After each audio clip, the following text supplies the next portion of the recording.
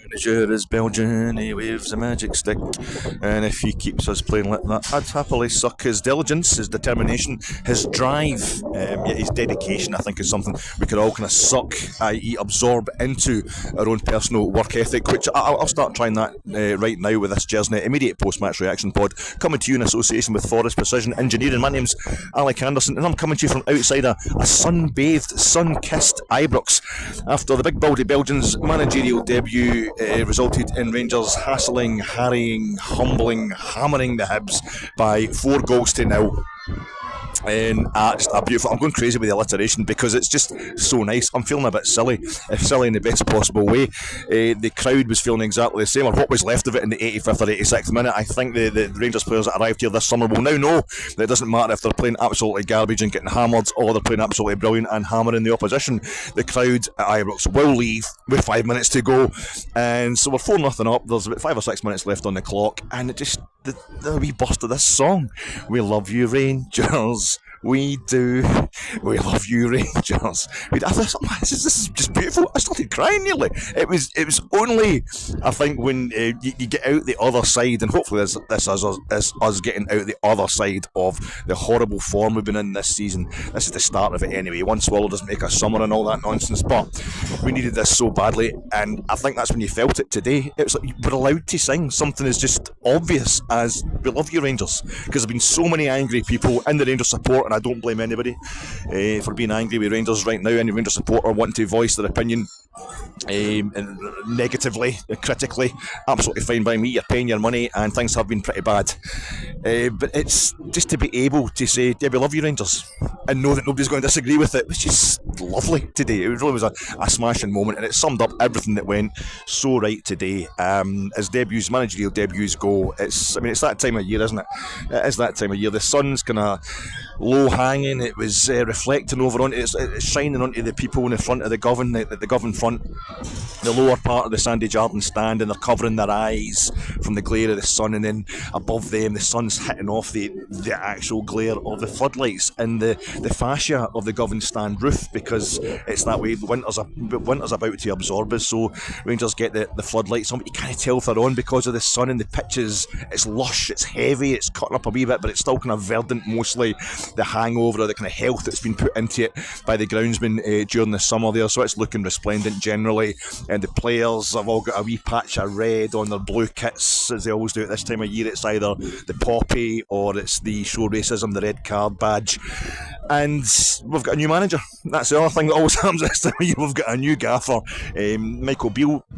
His competitive debut as Rangers manager was also against Hibs at Ibrox, and we're a goal down in that game to Ryan Porteous now of Watford and Scotland, and that was a kind of crazy game. We won 3-2 in the end, but today it was 1-0 up after 18 minutes, something like that. It was less than 20 minutes anyway. We're 2-0 up in the stroke at half time, just to send us down the tunnel, feeling confident. It's 3-0 just after the hour, so there's no chance of a Hibs comeback. It's 4-0 in the 80th minute, so we've got time to plan, who's going to go and get the motor warmed up, or who's, we're going to head off and get our train or get a pint in at the New Edmiston House or the Loudon or whatever. But obviously we've just got 10 minutes to sit there and just bathe in the fact Rangers have treated an opponent with complete disdain and won a game routinely. I know we've beaten Livingston by 4 goals to 0 on 2 separate occasions this season at Ibrox already, the latter being in the League Cup quarter-final just a couple of weeks ago, but even within those 2 games there was a long spell between the first and second goals, and a lot of worries, a lot of concerns were raised. No such worries or concerns raised today. It was all optimism. The manager, because of the way we started this season, and then knowing we had to get rid of the manager, the last few weeks, getting rid of Michael Beale, getting the man sacked and his team, and getting an interim manager in, and wondering if the whole interview the routine, the interview process down in London was going to go as well as the club were making out it did, finding out that we're down to 2 decent candidates, Muscat and Clement, and then, are we going to get it over the line? Who's it going to be? That getting over into last weekend, and it getting announced on Sunday, and we're then reading into the press conferences like I have never ever read into a press conference in my life. I'm standing here and I've got it's like you're in the desert and you just need any globular moisture will do. So Philippe Clement, I think his 2 press conferences, the first one on Tuesday when he's getting announced announced to the Scottish media, getting presented to the Scottish media for the first time.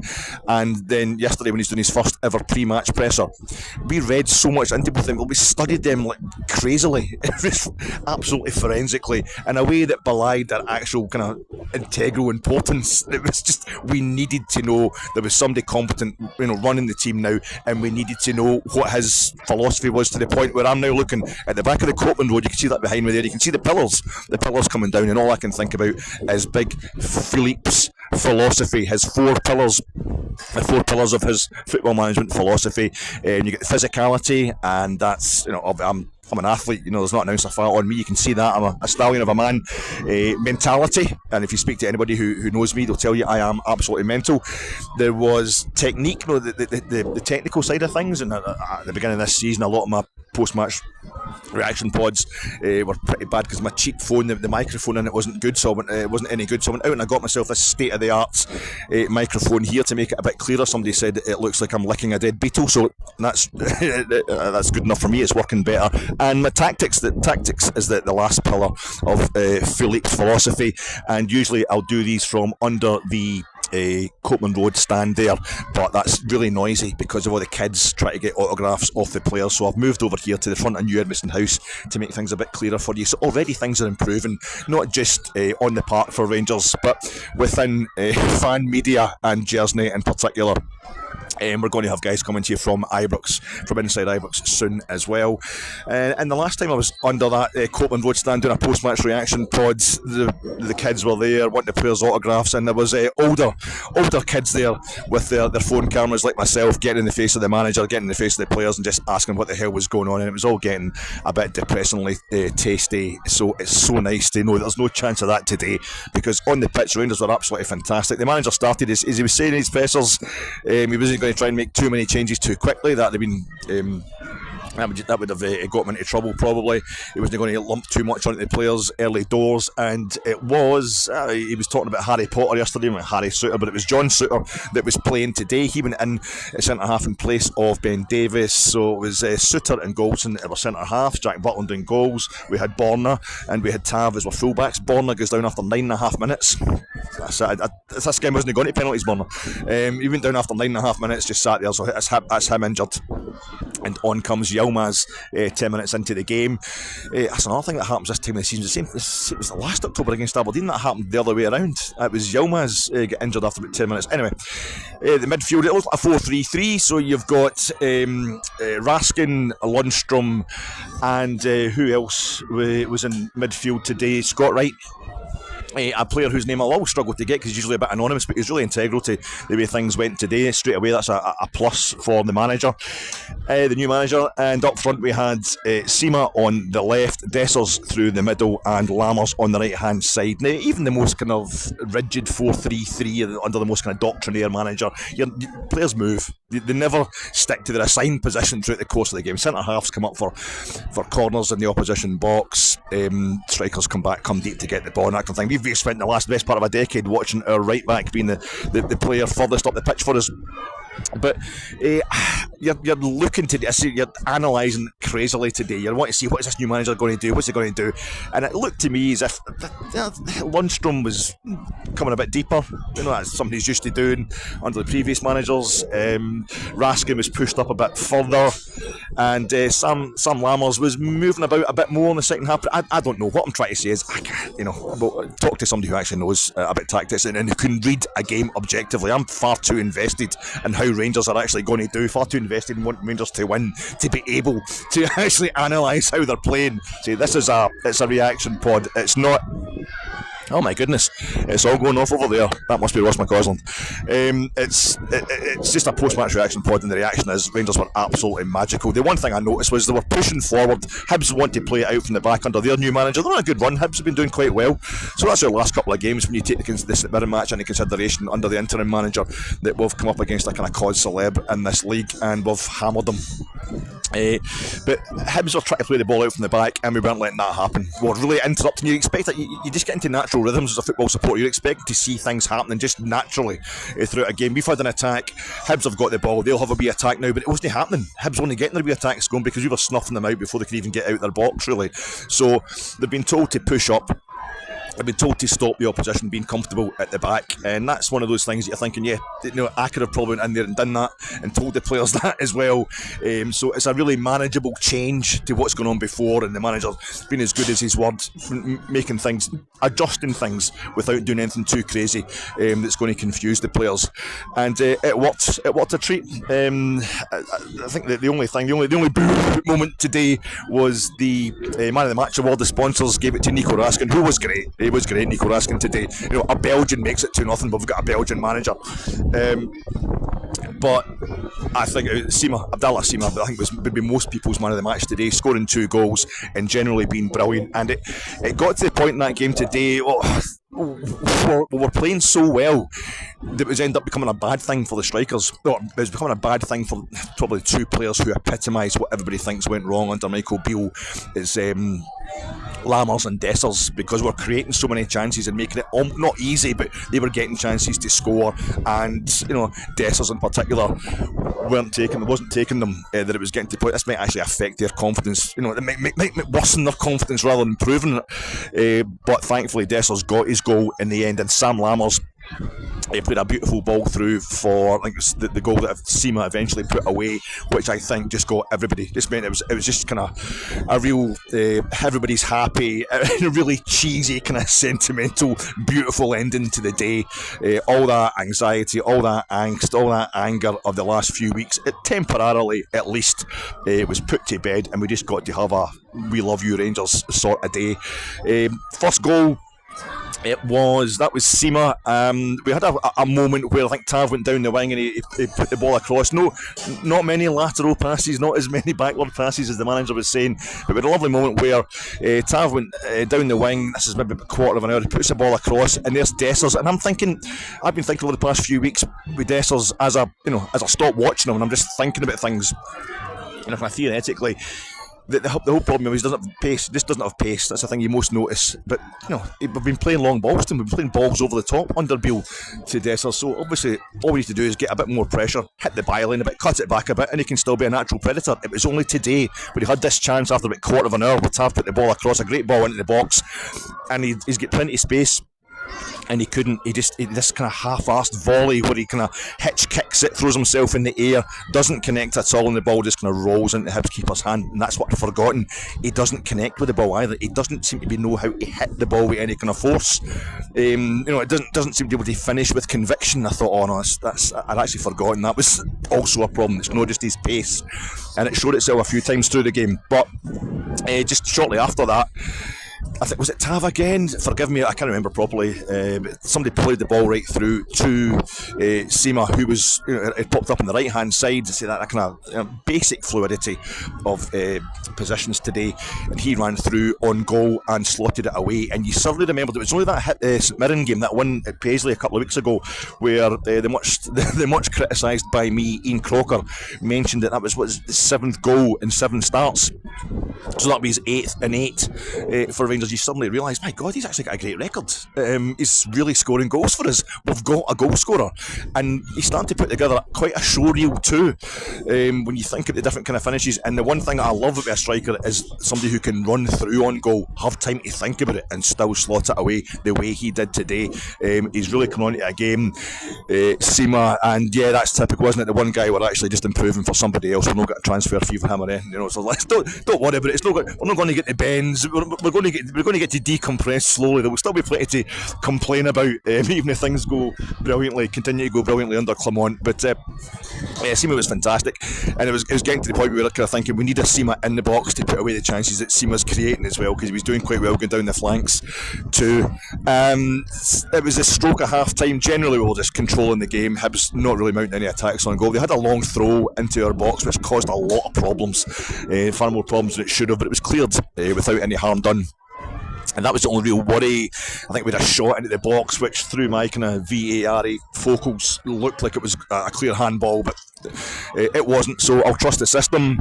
But right at the stroke at half time, it was the wee Belgian himself playing for his compatriot in the dugout. Nico Raskin hit one from the edge of the box, which I thought was maybe going to go past the post, or just the goalkeeper was going to kind of get a hold of it. It seemed to be going quite slowly, but the accuracy got it in there. Maybe it took a deflection. We'll find out when I'm watching it telly tonight. just nettles in the bottom corner, and you're like, yeah, beauty. This is just what we needed. There's no delay. There's not that big massive delay between the first and second goals. This is just going really well. Second half, that continued. Todd Cantwell come on for Scott Wright, who also went down with the injuries. So the manager, who is really interested in comments yesterday's press conference about the health of the players, basically the number of injuries we have. I don't know if he was having a go at the medical department, or just maybe it's the way Michael Beale's been training them. I've been really interested in that, why we seem to be slower this season than we were last season, when everybody knew that we needed a really good pre-season under our belt because we weren't fit enough, because Gio didn't give us a proper pre-season. So I don't know if maybe Beale has overtrained them and it's this new kind of way of analysing things, doing it on a computer. I don't know, but I'm really interested in what the manager was saying yesterday about he was shocked by the number of injuries, and he got one after, say, 9.5 minutes today when Borna went off, and then Scott Wright didn't even last the hour. But just after the hour, Todd Cantwell comes on, looked great. He started running the show, some lovely touches. Now what happened, it was Dessers was having a shot on goal. It didn't happen. He had a couple of chances when he was through on goal. I think Lammers maybe pulled the ball across him. Was it Tar? Somebody put a ball basically right on his foot in the box, and he just did the thing. He just side footed it straight into the goalie's hands. Couldn't get in that connection again. I thought, this guy's done. He is absolutely done. And as always, when I think that he starts to prove himself, prove the opposite. Any kind of player that I slag too much, once I eventually give in and start slagging them, they come good. And I think it was the third goal. Lammers played a lovely ball into Dessers' feet, and he had a shot, get saved, and he had another shot, get saved again. It was a good tackle. I think he was unlucky, but his persistence resulted in the ball coming out to the kind of the edge of the box, and Seema just hammered it right into the top corner. And you're thinking, yeah, Dessers done all right there. He actually did okay to keep going. And then after that, I think about 10 minutes to go.